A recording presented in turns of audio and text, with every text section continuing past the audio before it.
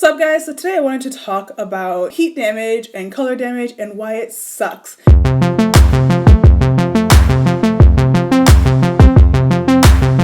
lot of us who have experienced this come on after the fact and are like, okay, I got heat damage, this really sucks, and I'm dealing with it, or I'm cutting my hair off and I'm doing another big chop. Before I colored my hair and before I had a lot of issues with my hair, I never really identified with girls who had these types of issues with their hair, and I never really understood why it was such a big deal. Like, what's the big deal? It's just a looser curl pattern, no biggie. And when it happened to me, I was really shocked to figure out all the craziness that it involves, and it really made me never, ever want to put myself in that position again. And so I want to share this information with some of you guys who maybe have never dealt with it before and are maybe thinking it's probably not a big deal or whatever. And for some people, it might not be a big deal. For me, it's a big deal because I'm a hair vlogger and, my world basically revolves around hair. So, But I do want to give you all the facts and all the information so that you can make an informed decision about whether this is something that you want to risk or not. So to give you the backstory about the issues that I had with my hair, I actually just chopped I want to say the remainder, but I know there's like a couple spots in here where I still have a few highlights.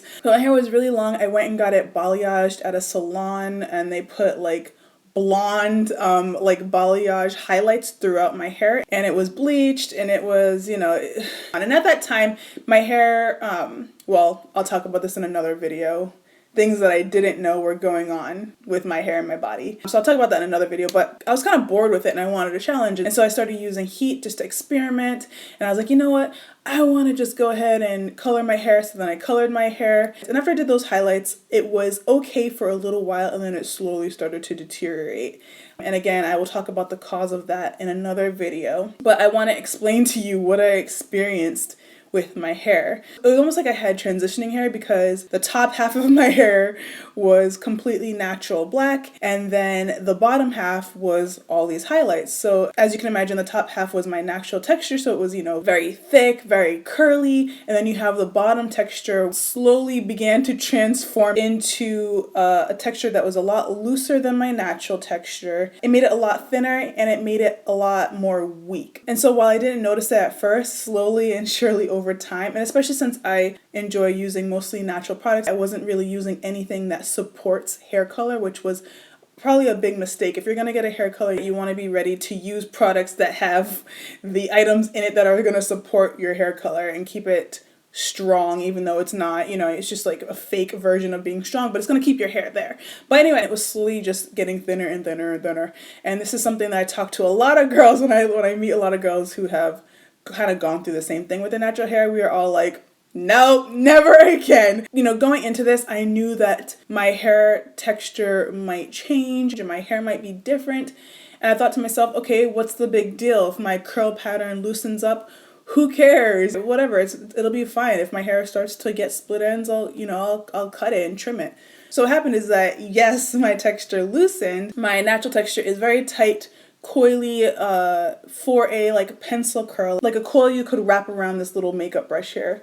And so what happens to your curl is it doesn't just loosen in that same pattern. Like, it's not gonna go from like a tight curl or whatever your curl pattern is to a looser version of that in the same shape. No. It's not gonna do that. It's gonna zig here, and it's gonna zag there, and then it's gonna curl here, and then it's gonna go straight, and then it's gonna do another zigzag and an S curl, and it's all over the place. It's not gonna loosen uniformly. Like, it's going to be crazy. It's crazy. It's definitely going to be a new mixture of different patterns, and that's why you see a lot of girls with heat damage or damage to their hair where their hair is kind of like limp, and it's kind of like it curls out and then it like straightens out and then it curls.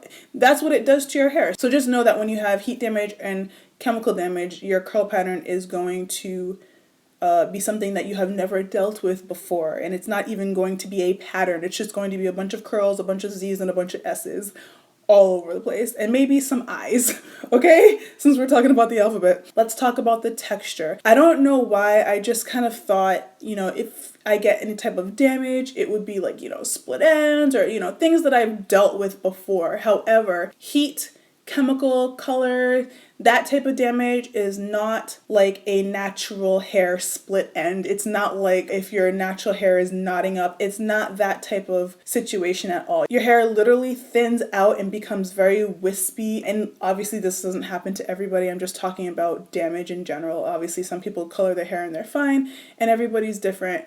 Again, I will talk about my situation in another video. But typically with hair damage, your hair gets very thin and wispy, and it's almost like trying to hold on and comb a bunch of spider webs. Very delicate, and it's very annoying, especially with the fact that it still knots and wants to tangle like natural hair, but it's so thin and wispy and weak that it's like damage times 100. That's why a lot of girls with heat damage or color damage, they end up putting their hair in a lot of protective styles when they're growing it out, or they want to wear like wigs or weaves or whatever, because they don't want to have to continue to comb and brush their hair. It's very much like transitioning hair, but I'd say worse because I mean, it was nothing that I like ever dealt with in my life. It sucked. It really did suck. With hair that's been damaged, your products are going to react completely differently too. So I remember doing my hair and just feeling like my hair wasn't even like accepting this product. It was almost like there was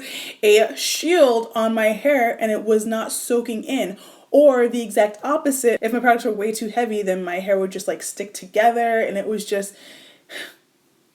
Ugh, it was crazy. There's that learning curve in trying to figure out how to work with your new texture to make it look good. You have to find new products that are going to work with your new hair texture, and you have to be just very like extra gentle. And if you're wearing a wash and go, you got to scrunch that bad boy to get those Z's and those S's to really fall in line. So there's a lot that goes into heat and color damage, and that's why a lot of women who experience it get so fed up and they're like, you know what, this is not even worth dealing with. I'm going to just shave my hair off, because it can be very frustrating and is very similar to the transitioning period from relaxed hair to natural hair. So I said all this as just a warning. You know, coloring your hair can be an amazing thing. Not everybody experiences damage. You have to go to a stylist that knows what they're doing. Make sure that they have good references with women who have the exact same hair type as you, so that you know that they know how to work with your hair type, and then you have a less of a chance of getting any type of damage. But before you do so, I just wanted to arm you with all the information. If you do get damage, it's going to be a big pain in your bum, and it might cause you to want to shave off your hair and just start over, because you'll be dealing with like a mutant texture and it's just not fun. Take care of your hair.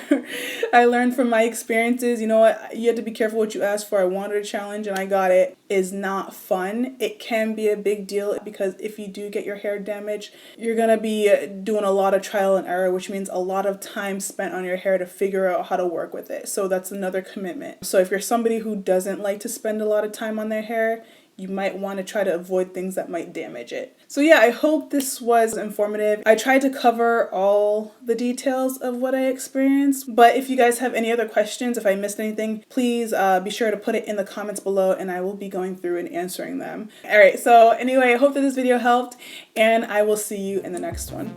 Bye. If you missed my last video, I did a Karrueche Tran inspired faux bang bun, one of the buns that she wore on a red carpet. I wanted to adapt it for natural hair and make it a protective style. If you want to check that out, you can click the link on the top. And if you guys are into daily vlogs, you can click the link on the bottom to come hang out with me and the family. All right, guys, I'll see you there.